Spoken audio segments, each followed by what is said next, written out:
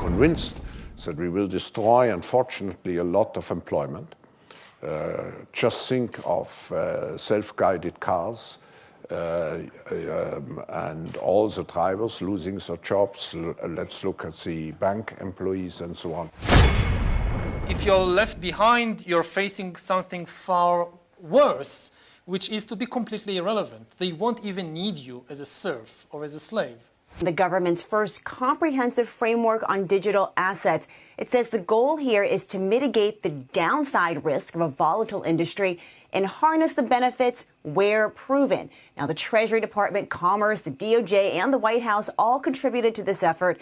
NEC Director Brian Deese told reporters, quote, without proper oversight, cryptocurrencies risk harming everyday Americans, financial stability, and our national security. Among the recommendations, the Fed should keep exploring a central bank digital currency, which the White House said could offer significant benefits. On climate, the Department of Energy and the EPA will consider tracking the environmental impact of crypto and developing performance standards. There was also a big focus on illicit finance. The White House is weighing whether to ask Congress to amend the Bank Secrecy Act and other anti-money laundering laws to specifically reference digital assets. And Treasury will issue risk assessments of DeFi and NFTs in 2023. So this is the follow-up to the government-wide executive order that the White House had released back in March. The crypto industry worked closely with the administration back then.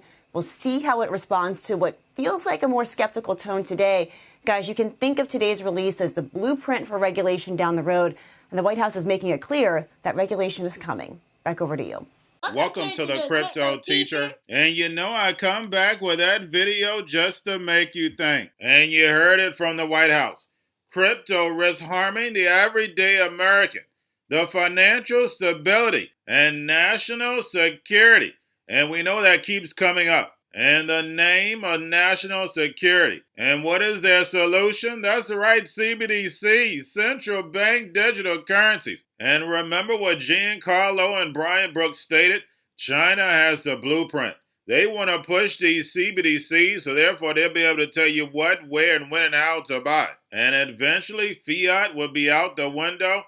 So therefore, if you're not abiding by the rules, they can cut you out of the financial system. Social credit, we see it in China. It's not like we can't see it, guys. And then, of course, we have the Fed raising rates and shrinking liquidity, which is hitting global markets. And the only reason why the United States is not really feeling it, because the dollar is strong. But, guys, we know that's about to change really soon. 2023, these corporations get a 15% tax, and the pain is about to come to America. And this just doesn't affect cryptos. This is going to affect a lot of the stocks on the stock market. If you're not positioned for the fourth industrial revolution, you're not going to make it. And remember, the crypto teacher told you, because he knows when it comes to the New World Order, it's all planned out. You have a wonderful day. We're still far away from uncle points in portfolios. We're still far away from stressors. Okay, the Bitcoin is still used. It's still at 20,000. It's not at, at 1,000 or zero. All right. So you still have things that need to be corrected. So Bitcoin is the signal for you? No, it's one of the. To me, I call it a tumor. All right. It's like there's something and it produces tumor. All right. It's one of those tumors. Real estate is another tumor. Oh, goodness. Talk to this gentleman about that. I mean, we had what? We created how much valuation in real estate? How many trillion? I mean, the overall market, all right, yeah. The net worth of worldwide, okay, has increased by about $100 trillion. You're talking about the housing market, maybe. Sorry? The housing markets. I mean, the housing markets globally, like New Zealand, Australia, they're a serious bubble territory. Yeah. They make the U.S. look like a nothing. I mean, prices have gone crazy in Canada and some of these countries, even England. So, and it's gonna come down, but it's interesting. I think what I look at is when people start talking about multiples of cash flow again, or EBITDA, instead of multiples of revenue. That's how I know the world is reset to where it should be. Exactly. So, but this is like crazy. The only reason they talk about multiples of revenue is they have no idea how to value these companies. And do you think we're over that yet or no? Oh, no. We're not through that yet.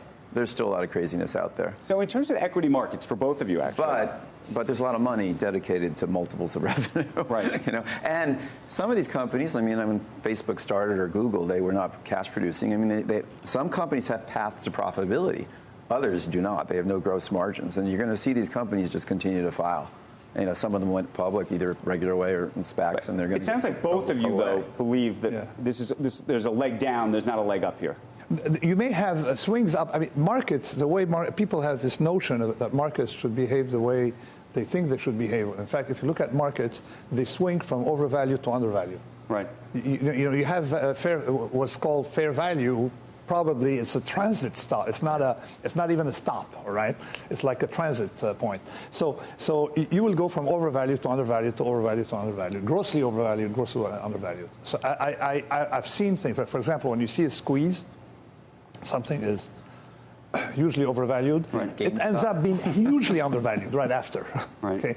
I've almost never seen anything very overvalued not turn into hugely undervalued. Well, you don't think we're grossly undervalued right now. So if you think... I don't think so. We're going to a different economy, and we're going to be learning more about that as we go. But clearly, we're learning that things can be done from remote locations. We're learning that technology can replace people even more than we thought.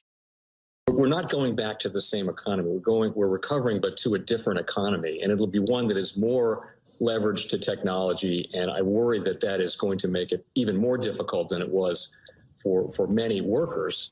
In Silicon Valley, and my friends who work in technology know that what we did to the manufacturing workers, we are now going to do to the retail workers, the call center workers, the fast food workers, the truck drivers, and then even bookkeepers, accountants, insurance agents, lawyers, and on through the economy. So what happened to the manufacturing workers is a very clear sign. This effort, and China has big plans for this. They intend to seed their digital yuan into the global environment by giving it away to visitors at next winter's Olympics. When they arrive at the airport, they're going to get yuan digital wallets. They're going to receive digital yuan. They're going to use it throughout their visits to Beijing, and then they're going to take it back to their home countries. They see this as a huge advantage. Why? Because who controls the underlying protocols, who controls the underlying standards of the future of money will control the future of money.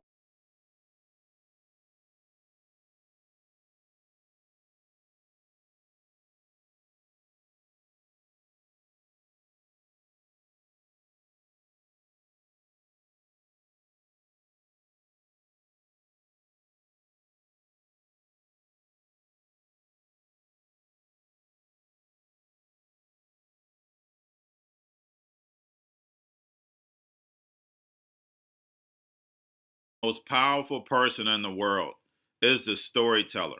The storyteller sets the vision, values, and agenda of an entire generation to come. Steve Jobs. And guys, you know I truly believe in this. When you look at the New World Order, they're the storytellers. And that's the reason why I wrote my New World Order book. But guys, now it's time to change the current generation. And I wrote 3 kids' books. You know, I love the Trinity because I understand the power that's in it. So I have 3 books. We have an opportunity to change the generation, to educate, not just me, but I want to show you that I take action on a daily basis. And I want you to take action on a daily basis. Whether it's your job, whether it's in your community, we have an opportunity right now to educate the masses. I posted this on my Twitter account. Please share, but this is a short clip of the 3 books. There's going to be a clothing line and action figures. Please get these books for your kids, nephews, cousins, friends, so therefore we can start the re-education now. Because as we see, the 4th Industrial Revolution foundation is definitely here. Robots, algorithms, drones, taking humanity out the picture. We have to re-educate. But let's get into the video. Part 1. King Joshua and Grandma Tam save the village. Part 2. King Joshua and Grandma Tam save New York from COVID-33. Part 3. King Joshua and Grandma Tam goes to China. It's mandatory to get part 1, part 2, and part 3 of this series. It's time to re-educate Generation Z.